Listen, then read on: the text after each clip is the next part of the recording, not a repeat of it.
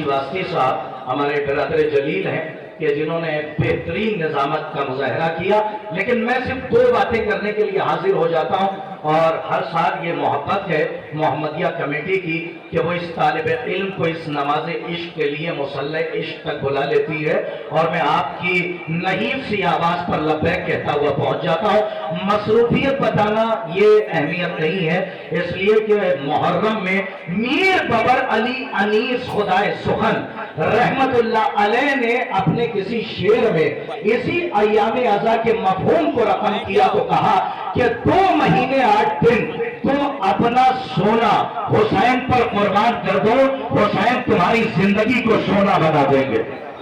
دیکھیے میں صرف آپ سے 2 یا 4 منٹ کی توجہ چاہتا ہوں، اور اس کے بعد تو الحمدللہ آپ مسلسل ہو جائیں گے۔ میں نے مائک کو بھی آگے نہیں لیا، جہاں رکھا ہے وہیں سے میں بات کر رہا ہوں۔ اب چونکہ مسلسل ہیں آپ اشعار سے، تو میں نے بھی سوچا کہ زیارت کے 3 فقرے میں پڑھوں، اور وہاں سے ایک پیغام پوری دنیا تک گراف ایجنسی کے ذریعے میں پہنچانا چاہتا ہوں۔ میر ببر علی انیس خدائے سخن رحمت اللہ علیہ، میں یہ بند بھی پڑھ رہا ہوں، اور میر انیس رحمت اللہ علیہ کی طرف سے دریاباد الہ آباد میں اپنی طرف سے ایک احتجاج بھی درج کرا رہا ہوں کہ میر انیس کا بیان کیا ہے، میر انیس کی زبان کیا ہے۔ اب یہاں سے ملاحظہ فرمائیے، کیونکہ علماء کا شہر ہے، ادبا کا شہر ہے، شعراء کا شہر ہے۔ رسول جب معراج سے واپس آئے تو اس روایت کو باقاعدہ میر ببر علی انیس نے رقم کیا تو فرماتے ہیں کہ پستو بلند و بحر و پرو انجمو صحاب۔ دیکھیں لگے نہیں کہ بارش کا اثر ہے، میر ببر علی انیس ہے۔ میں چاہتا ہوں کہ نظامت سے خطابت تک آئیے کہ پستو بلند و بحر و پرو انجمو صحاب، افلاک و نور و ظلمت و مہتاب و آفتاب، کرسی و عرش و لوح و قلم موقف و حجاب، طوبا و کوثر و ارم و حور و قصر و باب۔ ارے کس کس سے تھا ظہور خدا کے ولی کا تھا، اور دیکھا تو ہر مقام پر جلوہ علی کا تھا۔ یہ ہے خدائے سخن میر ببر علی انیس۔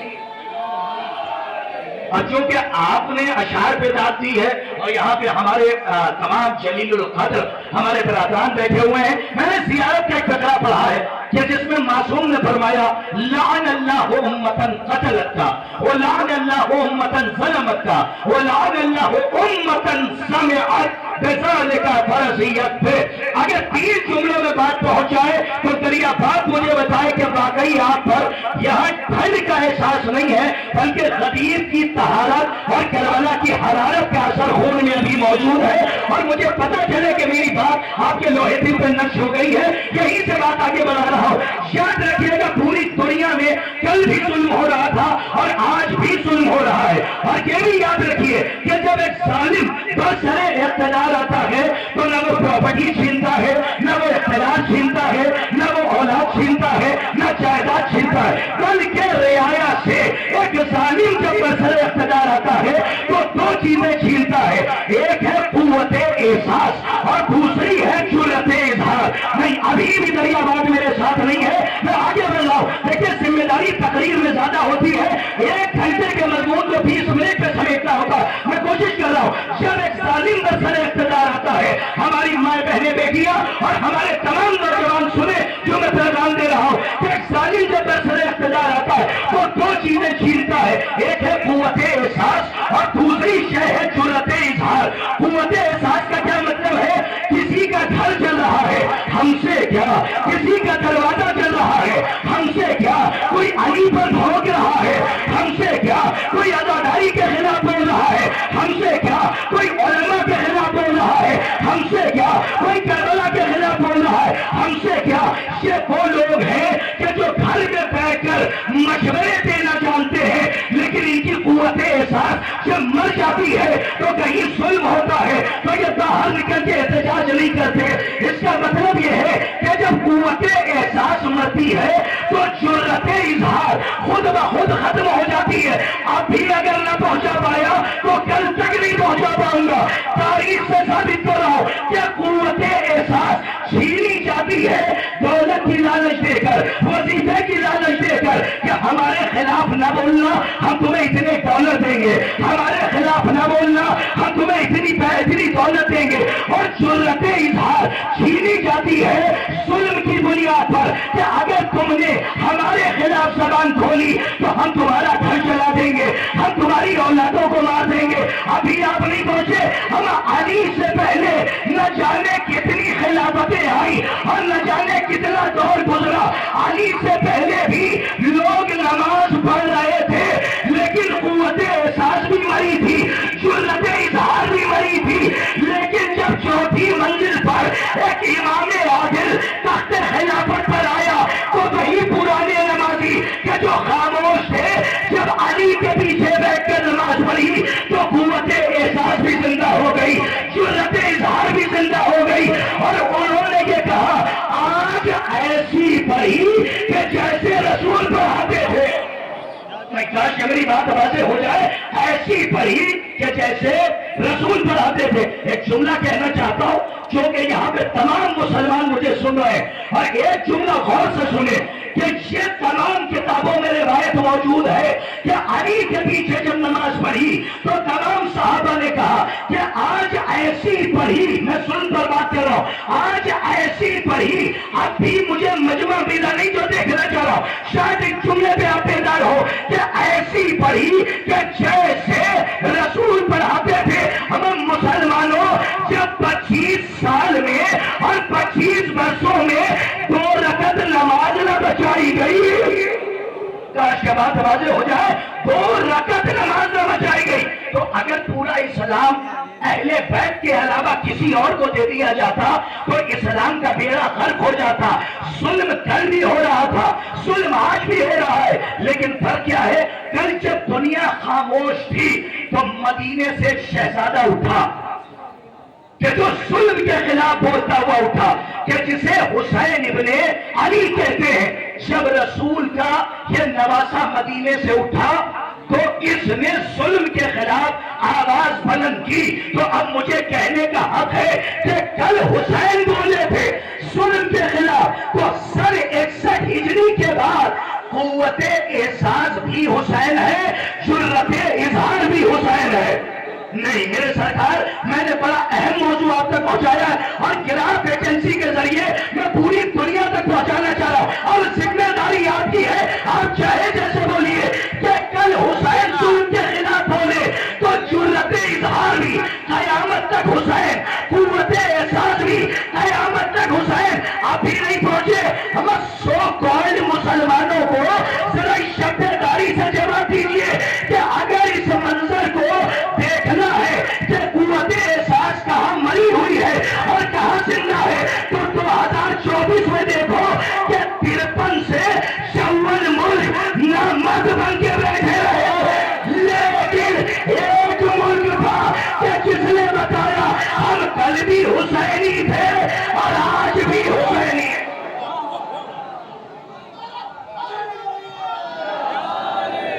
اب اس سے بہتر مناظرہ کیا ہوگا؟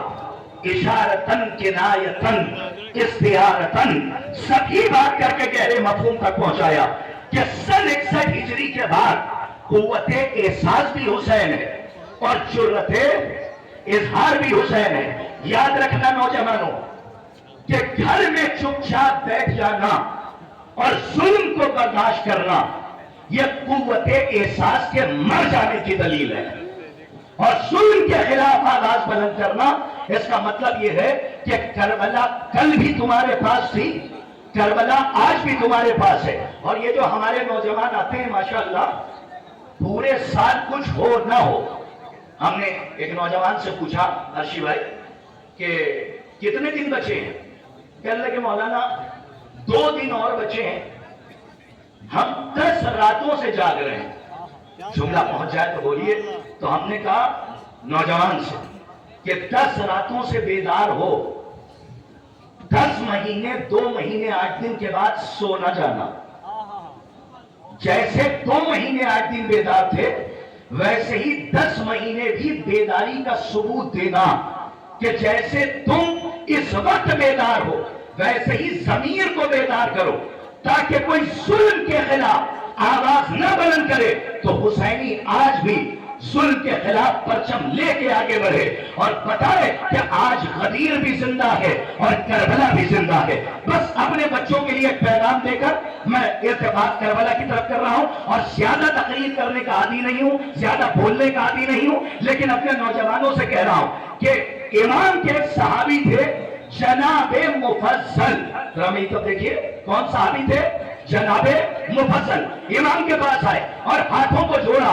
ارشی بھائی یہ موبائل میں بھی نہیں ہوگا, میں دعا چاہتا ہوں اور آپ کی دعائیں خاص طور پر, کیونکہ آپ نے بہت جگہ کرم فرمائی کی ہے. میں دعا شاید کہ کوئی نئی بات پڑھ کے یہ طالب علم چلا جائے. اور نوجوانوں کے لیے پیغام دے رہا ہوں, شب داری سے بہتر کوئی پیغام کا موقع ہے ہی نہیں. میں یہی دے سکتا ہوں پیغام کہ امام کی خدمت میں جناب مفضل آئے اور آنے کے بعد ہاتھوں کو جوڑ کے کہا مولا حسن یوسف کیا ہے؟ سبحان اللہ. کیا فرمایا؟ کہ مولا حسن یوسف کیا ہے؟ تو امام نے کہا مفضل تم بتاؤ کہ تمہاری نظر میں حسن ہے کیا؟ تو جناب مفضل نے کہا خوبصورت آنکھیں, خوبصورت رخسار. پیغام ملاحظہ فرمائیے, خوبصورت زلفیں. جب ساری ظاہری خوبصورتی بتا چکے تو امام مسکرائے اور مسکرا کے کہا مفضل یاد رکھنا یہ بھی حسن ہے لیکن حسن یوسف نہیں ہے. شاید کہ کوئی نئی بات ہو تو دعا دیجیے گا. یہ حسن ہے لیکن حسن یوسف نہیں ہے. یہ حسن ایک دن مٹی میں مل جائے گا. تو ہاتھوں کو جوڑ کے امام نے کہا, پڑھوں گا آہستہ سے تو پیغام سنیے گا. ہاتھوں کو جوڑ کے کہا مولا تو پھر آپ بتائیے کہ حسن یوسف ہے کیا؟ تو امام نے فرمایا کہ مفضل یاد رکھنا ہم آل محمد کی معرفت یوسف کے دل میں جتنی اترتی چلی گئی اللہ اسے حسن یوسف کہتا چلا گیا. ارے سبحان اللہ, آپ کی آوازوں پہ میں قربان ہو جاؤں. کیا عمدہ آپ نے سمجھ دیا؟ کیا فرمایا امام نے؟ رٹنے کے لیے روایت نہیں ہوتی ہے, پیغام دینے کے لیے. امام نے کیا فرمایا کہ ہم آل محمد کی معرفت یوسف کے دل میں جتنی اترتی چلی گئی اللہ اسے حسن یوسف کہتا چلا گیا. ارشی بھائی حسن یوسف کہتا چلا گیا. ارے ہم تو یہ سمجھ رہے تھے کہ جو کالا ہے وہ بدصورت ہے, جو گورا ہے وہ خوبصورت ہے, لیکن امام نے معرفت کا پیمانہ چھلکایا اور امام نے دریا سے ہمیں کوزہ معرفت کا ہاتھ دیا.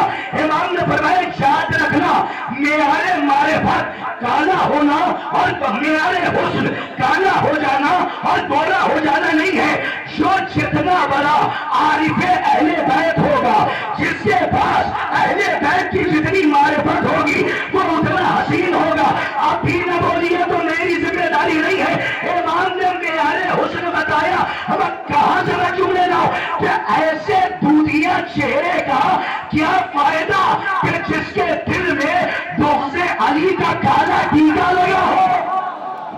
آج میرا پیغام آپ تک, میں نوجوانوں تک پیغام پہنچانے کے لیے ایک منزل تک آیا. ایسے دودھیا چہرے کا کیا فائدہ کہ جس کے دل میں بغض علی کا کالا ٹیکا ہو. اب اگر تاریخ سے پہنچ جائے تو امام نے فرمایا کہ جتنی معرفت ہے تمہارے پاس تم اتنے حسین ہو. شاید یہی وجہ تھی کہ عرب میں بڑے بڑے حسین بیٹھے رہ گئے لیکن رسول نے مؤذن بلال کو بنایا. واہ سبحان اللہ, مؤذن کسے بنایا؟ بلال کو بنایا. اب اگر مدینے جانا تو مدینے میں بلال کے چہرے کو نہ دیکھنا, سلامت رہیے. کربلا جانا تو جون کے چہرے کو نہ دیکھنا, کیونکہ کربلا میں جون کے حسن کا کمال یہ تھا کہ اس کے حسین رخسار پر حسین کے رخسار تھے. اس کے حسین رخسار پر کس کے رخسار تھے؟ امام حسین کے. تو پیغام آخری ہے اور اپنے نوجوانوں کے لیے کہ جب اہل بیت نے فرما دیا کہ یہ ظاہری حسن مٹی میں مل جائے گا اور تمہارا حسن ہے معرفت اہل بیت, جو جتنا بڑا عارف ہے وہ اتنا حسین ہے. تو نوجوانوں یاد رکھنا مجلس میں, شب داری میں, جلوس میں سج دھج کر آنا کمال نہیں ہے, بلکہ شب داریوں سے خود کو سج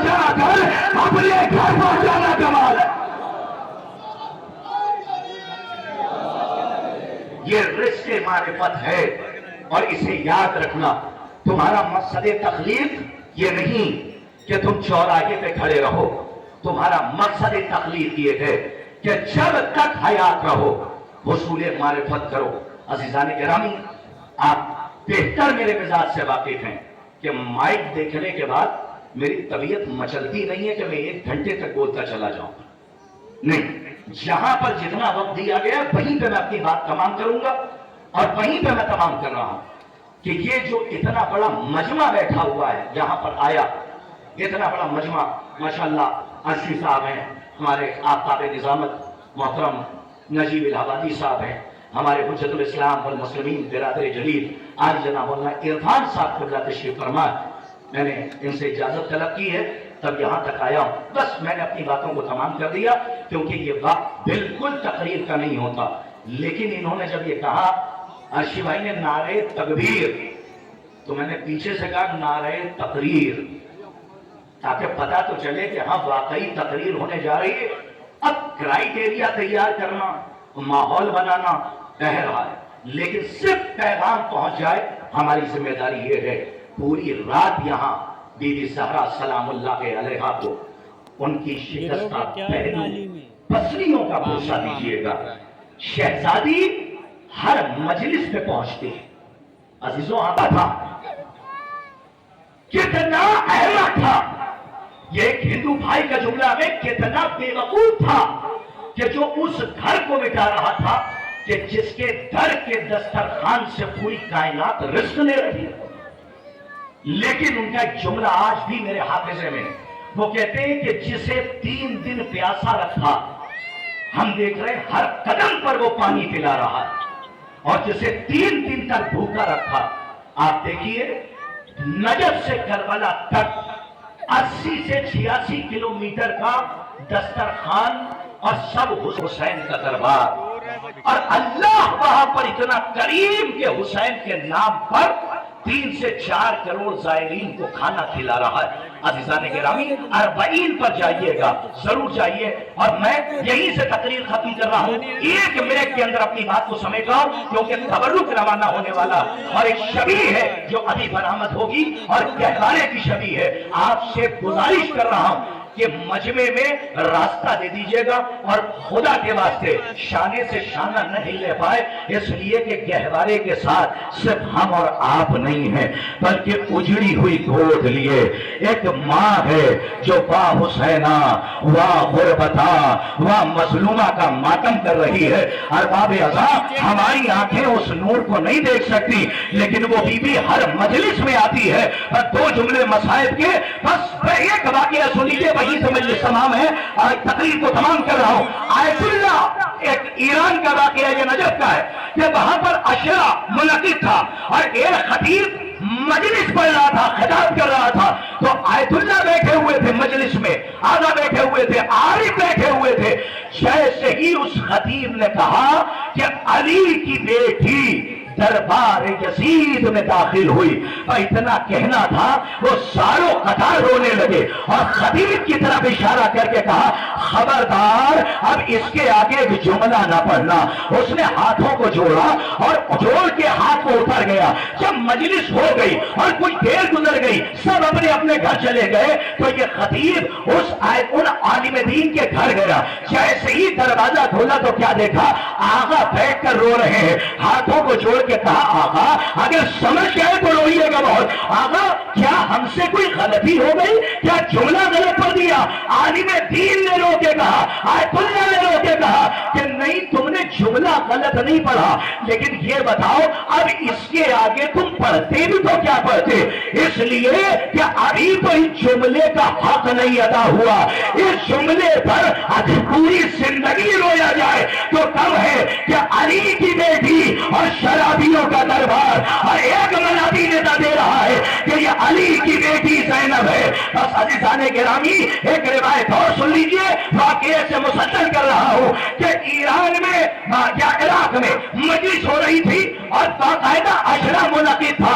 तो आयतुल्लाह मिर्ज़ाई, देखिए यहाँ पर गहवारे की छवि निकल रही है। आप साहिब औलाद है, जो माए अपनी गोदियों में बच्चे लेकर आती है, खबरदार अगर मसाइब हुआ करे तो कभी अपने बच्चे को दरमियाने मसाइब प्यार न करे। अल्लाह जाने किस बीवी का क्या मुकद्दर हो, जिसके पहलू में उजड़ी हुई गोद लिए रबाब रो रही हो। न जाने किसका क्या मुकद्दर हो, जिसके पहलू में उम्मुल मसाइब जनाबे ज़ैनबे कुबरा बैठी हो।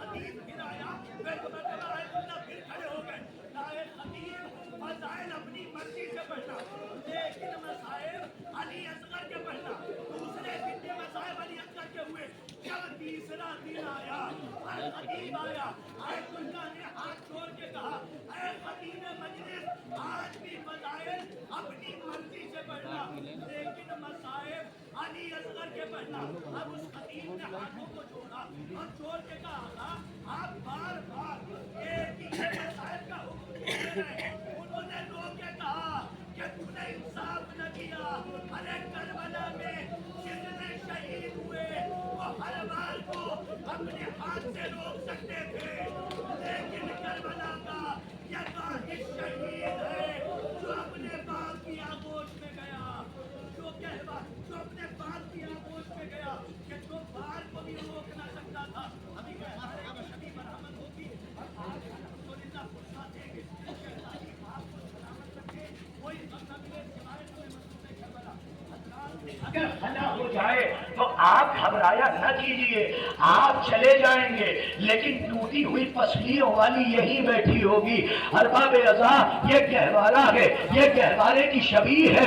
अरबाब अज़ा एक माँ की तमन्ना, एक माँ की आरज़ू, एक माँ का दिल इस गहवारे में है। अरबाब अज़ा करबला में जैसे रबाब उजड़ी, वैसे कोई बीवी न उजड़ी जिसकी कोख भी उजड़ गई, जिसकी मांग भी उजड़ गई। बढ़ के असगर के गले और बाजुए शब्बीर से कल्बे ज़हरा भी छिपा है और मुला के तीर से कुछ